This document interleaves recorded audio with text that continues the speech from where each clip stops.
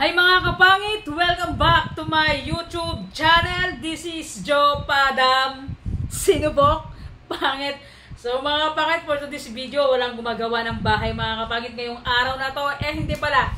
Kahapon mga kapangit, so yun, nag-update yung, yung mga tao natin sa bahay na gumagawa. Siguro, ay napagod din siguro sila. So yun mga kapangit, nag-update sila dahil nga, natapos na nila lahat mga kapangit. So, pero hindi pa, ipapakita ko sa inyo mga kapangit kung ano yung natapos nila dito. Kaya, nagpahinga muna sila. Sabi ni Uncle Joe, pahinga muna kasi pagod daw sila. So, nag-update sila. Wala namang problema bakit siyempre, diba? Trabaho nila, trabaho sila, trabaho nga, napapagod, diba? Makina nga, napapagod tao pa kaya, mga kapangit. So, yun, mga kapangit ko, papakita ko sa inyo kung ano yung magiging, papakita sa inyo mapangit yung yung nagawa na minibar natin dito. Pakak! Minibar, mga pangit. So, yun, mga pangit, pakita ko na sa inyo kung ano yung ganap natin ngayong araw, mga kapangit. Siyempre, kita nyo naman, bagong ligo tayo. Ay, fresh from the farm. Yan, mga kapangit, tingnan nyo naman. And, bagong hasa tayo ngayong araw na to. Wait lang, mahulog yung higaw natin. Mahal to. Ano to mga kapangit? Galing pa to ng America in order ko. Hindi, charot ng mga kapangit. Sa mga kapangit ko, tara, samahan nyo ako. I-update ko kayo dito sa bahay ulit. Let's go! Pangit, papakita ko sa inyo. So yan, ito na. Itong minibar ng mga kapangit, dapat talaga to, kahapon, binaklas nila. Kasi nag-hapdi lang sila kahapon. Pero mga kapangit, hindi na nila baklas kasi nga is malambot pa. Hindi pa raw pwedeng baklasin. Kasi pag binaklas daw nila daw, baka malambot pa at baka masira daw. Di sige ka ako, mga kapangit. So yan. So yun mga kapangit, dahil nga wala sila uncle. So yun yung ginawa ko ngayong araw na to. Nagpabayan tayo mga kapangit. Huwag nyo nang alamin anong ginawa ko sa bayan mga kapangit. So yun, eto na mga kapangit, papakita ko sa inyo. Yan mga pinapatak pala natin. Ilaw natin yung ilaw para pakak. Ito mga kapangit, kaya ito kasi dati naka-flooring na kasi talaga yan, pero ililibil natin siya hanggang dito, oh. Para kahit pagka umulan, hindi basta-basta maabot ng tubig. Okay. Electric pa na pamangkin ko. Yan.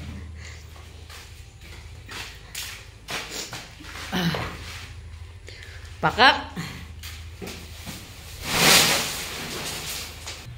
Pakak. Sa truck kasi. Ito kasi hindi gaanong magastos kasi nga pag nagpa-deliver tayo ng truck, rin tayo ng tao na dalawa na maghahakot dito sa loob. Pakainin pa natin, pamirindahin pa natin, kaya ito yung ginawa ko. Yan, dire-diretso na, 'di ba? Oh. Pakak.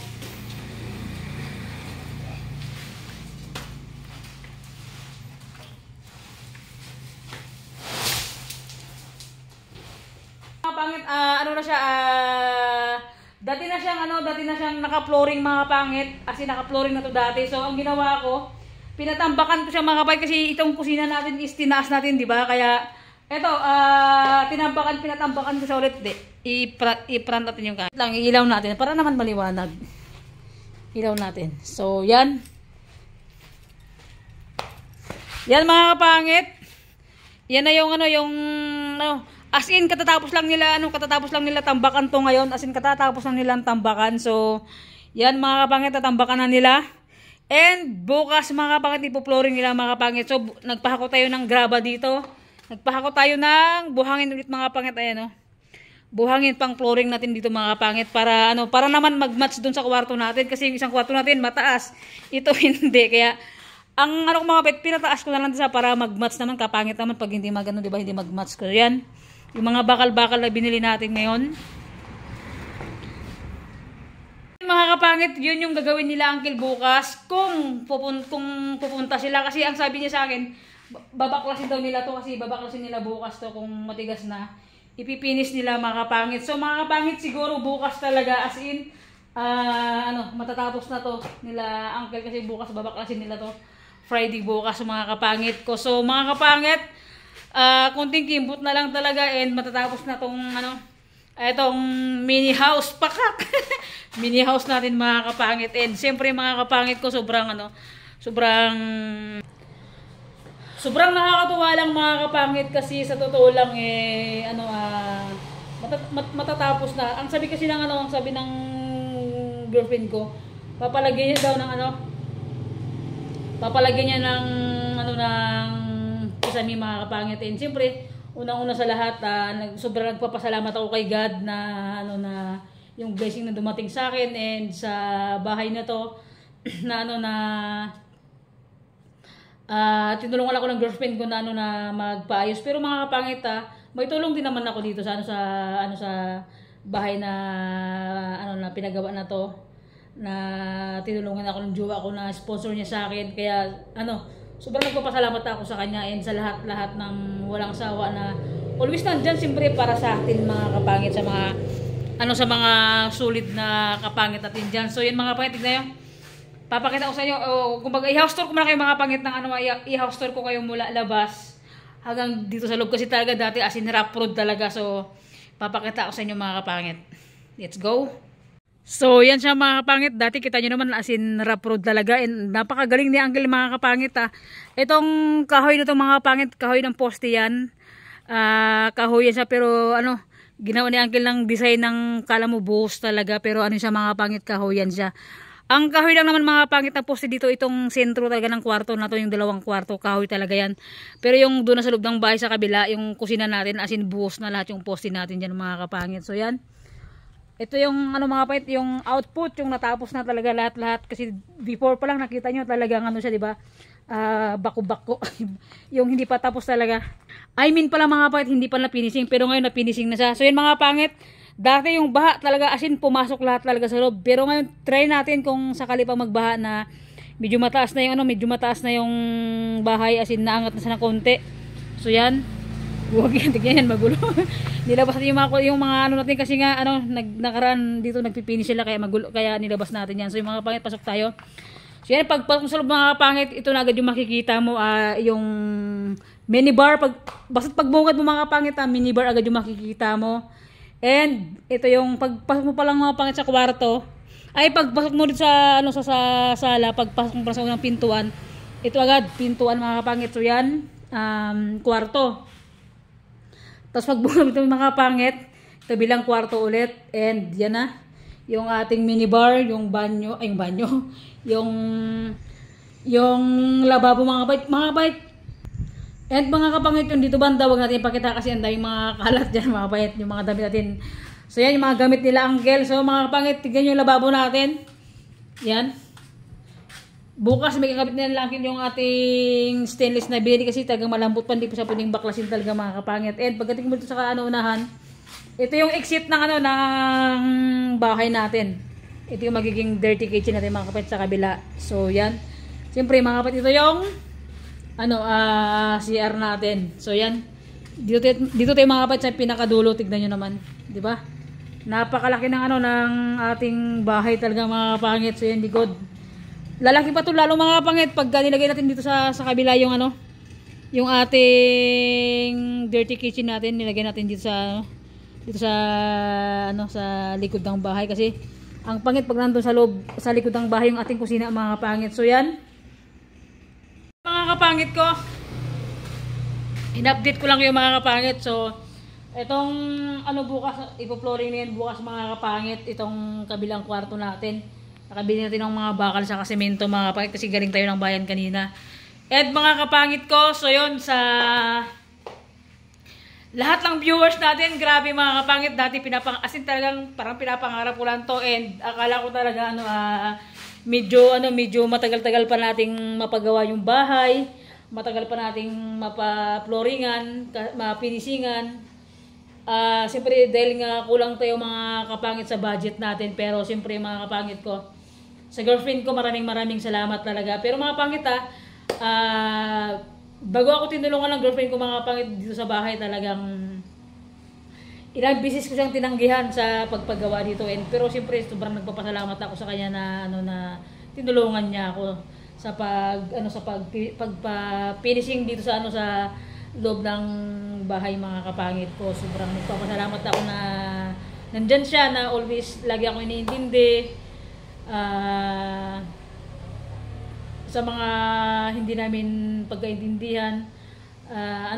Kasi dati mga kapangit, alam niyo ba, dati yung parang basta parang ang gulo-gulo namin dalawa, parang walang yung alam mo relasyon namin, parang walang direksyon, parang walang pupuntahan, kasi nga lagi kami nag-aaway kahit maliit na bagay lang, as in talaga grabe.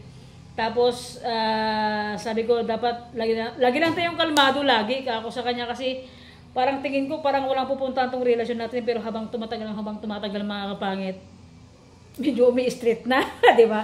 So yun, gusto lang sabihin sa lahat. Siyempre gusto ko lang i-share sa inyo mga kapangit yung gusto kong sabihin, or ito yung update ko sa bahay, para naman alam nyo kung ano na yung nangyayari sa araw-araw natin dito sa bahay na na pinapagawa mga kapangit ko. So yun lang mga kapangit. Salamat sa lahat ng pag-stream sa channel natin, sa tagal na, sa ilang taon na nandyan pa rin kayo always mga kapangit ko sa channel natin, na hindi kayo tatakbo mga. Siyempre sa pag-stay nyo, and sa mga bagong kapangit natin dyan, na bagong pasok na viewers natin, siyempre thank you so much sa hindi nyo pag-alis sa channel natin mga kapangit, sa bagong pasok na subscriber natin, sa mga nag-stay, sa mga unang nakasubscribe sa akin mga kapangit, yung nagsisimula pa lang sa vlog. Tandang-tanda ko pa, isa lang yung tatandaan ko nung unang ang tawag nito, bago pa lang ako nag-start na nagbo-vlog. Siya, from Japan, si dati kasi mga kapangit, yung pangalan niya kasi sa YouTube is Chinese, hindi maintindihan. Tapos ako sa vlog ko anong totoong pangalan niya, Marites yung totoo niyang pangalan. So yon, big shoutout kay Ate Marites from Japan, na siya yung pinakauna yata na subscriber ko, na viewers ko sa na OFW natin. And siyempre sa lahat ng OFW natin na nakasubscribe sa akin, sa mga OFW natin na nanonood sa atin dyan, katulad ngayon hapon na, magandang hapon po sa inyong lahat. And hindi lang sa